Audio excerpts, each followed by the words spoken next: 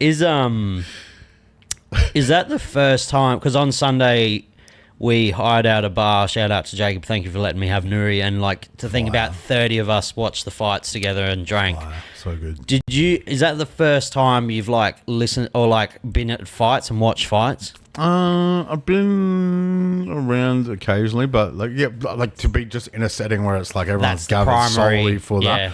Yeah, I enjoyed it. I liked it because it's cool because like I was saying to you, like the commentary in and of itself is audio description, and just the atmosphere and like, getting the context from Goobsy in regards to, who's present at the actual fights as they're being televised, and it's culturally a significant moment. So to be able to be, included and engaged in that is it's awesome. I even caught a couple of rounds of the Tyson Jake Paul fight. I think the first 3 rounds, and it was awesome. It was cool. Like it made me feel a bit excited. It made me feel a bit alive. I understood why people do it. I was gonna say because like one of our first podcasts afterwards, I was like, we were talking about fights, and he was like, it's not really my thing. Like it just seems a bit like, I don't know if you used the word barbaric or like. I definitely wouldn't have. It wasn't that, but like you said, it just wasn't your like. It's just not your thing. Well, from as to my understanding at the time, it wasn't accessible. But do you get it now?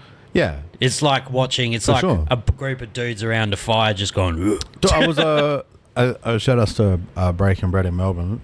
They flew me out to judge some freestyle battles a few months ago, and it also clicked for me in that moment there because I was judging these freestyle battles, and it was like watching the footy for me because it's like one guy says some good stuff and sways the crowd, and then the other guy goes and he wins them back a bit, and he says, and it's like each good punchline is kind of like a goal. So I could directly correlate the human experience of like watching these people battle it out and try and get it over on each other and prevail.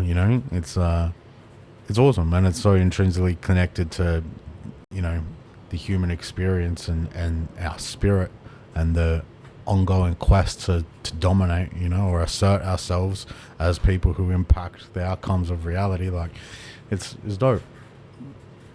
Well, you got to witness. So the main event, John Jones, he's like, of all the baddest people on earth, he is the baddest. Like the greatest combat sports athlete of all time, ever. In any category, you put him in a small room.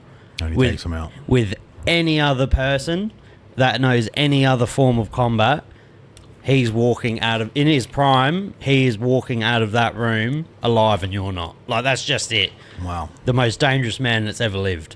Just doesn't know how to lose. He's let people, like, break his arms and beat the shit out of him in the next round. Just refuses to lose. Wow. Just the extreme winner. Wow. Yeah. But you got to witness maybe his last fight. Wow. Yeah. That's impressive, man. Terrible human being. Oh, really? Like very loose. He used to do like coke like the night before his fight as a coping mechanism. He used to go on benders. Wow. To like, if I lose, I can blame this, but he's just never lost. Wow.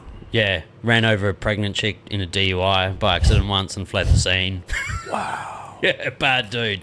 Wow. Well, I believe he was 22 when he won the championship. He's like 36 now, 37. Yeah.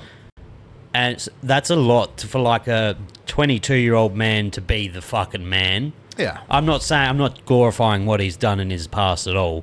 But like, if you gave me the slice of little bit of fame that he had and the access to money and all of these things, and to be one of the baddest men on the planet at 22 years old, you're going to do some questionable things.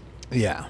Well, I'd like to think that it wouldn't include... it wouldn't include running over a pregnant woman in a DUI. Yeah. But I understand what you're saying, and I receive your point in terms of like practicing grace and compassion and empathy, and do you know what I mean? Like we all flawed individuals, and we each have things that if brought to the light, I'm sure would receive scorn from society as a whole, you know what I mean?